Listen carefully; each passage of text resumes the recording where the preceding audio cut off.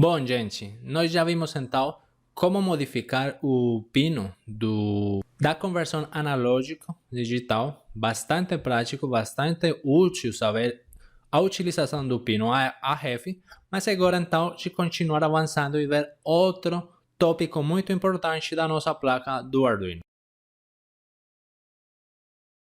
Todo sistema microcontrolador tem um sistema ou uma função de interrupção dentro deles, e essas interrupções serão muito importantes porque com a ajuda delas nós poderemos atender partes do nosso código que são urgentes. Tipo, muitas vezes nos nossos processos a gente precisa fazer um atendimento de alguma função muito importante, deixar de fazer o que a gente esteja fazendo, ir atender aquela urgência e voltar na parte do código onde a gente estava e continuar fazendo o trabalho. Exemplos típicos, por exemplo, se se ativa um alarme de emergência, o Arduino terá então que ir atender alarme de emergência, tipo ativar alguns protocolos de segurança e depois, claro, voltar para sua rotina normal de funcionamento. Então vamos entender como é que funcionam essas interrupções. Entendamos então como é que funcionam as interrupções dentro do Arduino. As interrupções permitem que o Arduino pare de executar uma tarefa específica dentro do código e pule diretamente para um estágio que deve ser atendido urgentemente. É uma parte do código que a gente precisa que o Arduino preste toda a atenção nesse momento, nessa parte do código, e quando o Arduino fizer o que tiver que fazer, por exemplo, atender um alarme ou alguma instrução de emergência, ele volte para onde estava no código e continue fazendo a programação que está embutida nele. Por exemplo, quando queremos ler o estado de uma entrada digital, por exemplo, um botão, um sinal binário, um switch, um sinal de emergência, um alarme, nós até agora sempre tínhamos lido o estado da entrada digital, como a gente já viu nos vídeos passados. O que acontece com esse tipo de abordagem? Primeiro, é uma abordagem que consome mais energia, porque, claro, eu estou constantemente perguntando pelo estado daquela entrada, que muitas vezes, por exemplo, se eu tenho um botão, muitas vezes esse botão nem vai ser pressionado, sino que ele vai demorar muito tempo para ser pressionado. Mas eu sempre no código estou perguntando pelo estado daquele botão. 2. Se o sinal, por exemplo, for instantâneo, uma coisa muito rápida que acontecer, eu posso nem perceber, dado que a gente tem que esperar que o código alcance aquela parte onde nós estamos perguntando pelo estado daquela entrada digital. Sabemos que o Arduino executa a programação muito rápido, mas como aqui a gente trabalha com sinais eletrônicos, a eletricidade é muito rápida e pode acontecer alguma coisa muito rápida que o Arduino nem vai perceber. E o terceiro de trabalhar assim como a gente vem trabalhando, que é lendo a entrada digital, é que, por exemplo, eu vou adiar a realização do evento, porque estou em outra parte do código que pode não ser tão importante antes de atender aquele evento que eu estou falando que é urgente. Então, a melhor forma de solucionar esses três problemas será utilizando as interrupções que todo microprocessador possui dentro dele. Esse tipo de rotinas são chamadas ou conhecidas como ISR, Interruption Service Routine. Que tipos de interrupções a gente pode ter no nosso Arduino? Como é típico em qualquer microcontrolador, as interrupções disponíveis são alterações que podem vir do hardware, ou seja, alterações do botão, do switch, de um sinal digital, mas também a gente tem interrupções de tempo, os quais os quais se ativam quando se excede os contadores timers que possuem os microcontroladores. A gente vai tratar desses timers na próxima aula, mas por enquanto a gente só vai falar os dias de hoje das interrupções por hardware, ou seja, aquelas que ocorrem nos pinos do Arduino. Aqui temos uma tabela com as interrupções de várias placas do Arduino. Temos o Uno, o Nano, o Uno Wi-Fi, o Mega, o Micro, o Leonardo. Então, os pinos digitais que podem ser utilizados nesses Arduinos são esses aqui. Por exemplo, a gente vem utilizando o Arduino Uno, então a gente só tem 2 pinos, que é o 2 e o 3, os quais podem ser utilizados como interrupções por hardware.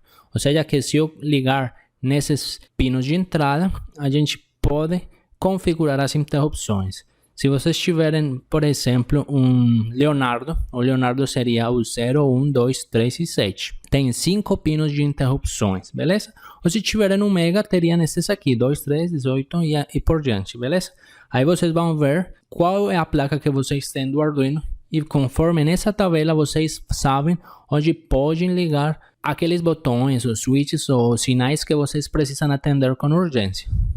Como a gente já falou, as interrupções então são ISR, ou Interruption Service Routine, que todo microcontrolador possui dentro dele, e é uma função que vocês vão ver que ela não vai ter nem parâmetros de entrada, nem parâmetros de saída.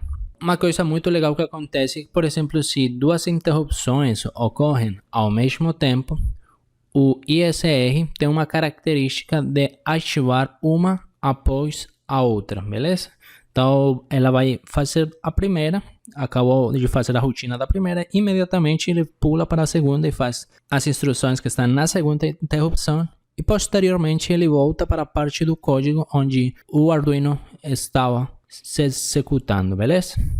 Uma boa prática é executar as ISR no menor tempo possível, já que as outras partes do programa vão ficar desabilitadas. Então, nesse tipo de funções que a gente já viu, é uma função que não vai receber nenhum parâmetro de entrada nem saída. A gente, nessa função, vai fazer alguma instrução urgente, mas nós vamos tentar de fazer as instruções mais rápidas possíveis. Ou seja, naquele código nós temos que otimizar bastante e só utilizar o necessário, porque como eu já falei aqui, as outras partes do programa vão ficar desabilitadas enquanto o Arduino estiver dentro da função ISR. Por isso, cálculos complexos devem ser evitados dentro de uma interrupção. Dentro dessas funções, as variáveis que são compatíveis pelo programa principal e pela função de interrupção devem ser declaradas como voláteis, uma vez que uma variável volátil possui a característica de que ela deve ser consultada antes de ser utilizada. Então, se nós estamos no programa principal e nós queremos modificar, por exemplo, o estado de um contador, a gente vai declarar esse contador como volátil. Tipo, será um inteiro volátil, né? Com isso, então, poderá ser facilmente utilizada pela rotina principal, que é o void loop, mas também poderá ser utilizada pela função ISR, que é a função da interrupção. Temos que ter muito cuidado com as medidas de atraso e de tempo.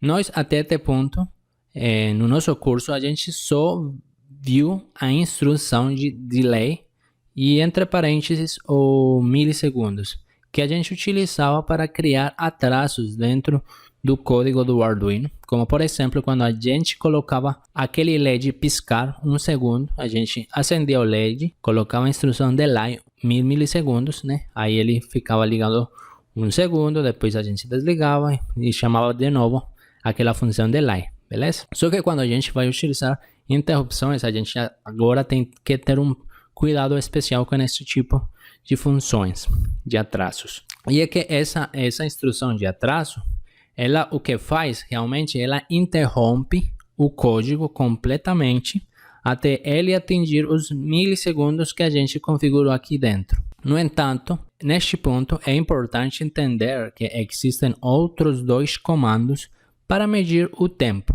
Esses 2 comandos se chamam milis e micros, que são funções que retornam o tempo em milissegundos ou microsegundos, respectivamente, desde o início do programa do Arduino. Quando a gente liga o nosso Arduino, internamente tem um contador que começa a contar o tempo desde que o Arduino foi energizado. Você pode aceder a esse tempo utilizando esta função milis.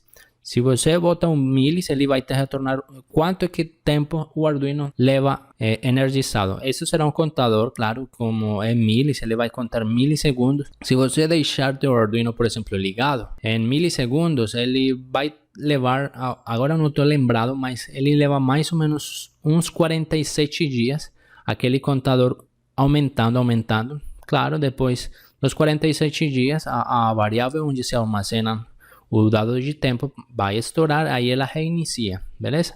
No caso do micros, o tempo é bem menor. Se eu não me engano, acho que são 2 ou 3 dias. Mas então, quando a gente vai utilizar essas instruções de interrupções, que é o que a gente está vendo agora, a gente vai ter que ter um cuidado especial com a medição de tempo dentro das interrupções, uma vez que o Arduino não vai atualizar o valor da função milis e micros, o que causa um atraso na medição de tempo. Então, dentro das interrupções, esta função delay, vocês devem evitar ela. Nunca vão utilizar o delay dentro das interrupções, porque basicamente essa função delay utiliza a função milis para o cálculo do tempo. Só que, como vocês estão vendo aqui, o milis ou o micros, que é a mesma coisa, eles vão ficar desabilitadas. Aí vocês vão criar um problema grande na medição de tempo quando utilizarem, por exemplo, o delay ou milis. A gente vai ver daqui a pouco que dentro das interrupções a gente poderia utilizar um pouco da função milis para fazer uma função bastante importante que a gente já tratou em outro vídeo, mas que eu vou deixar para mostrar para vocês daqui a pouco, beleza, gente?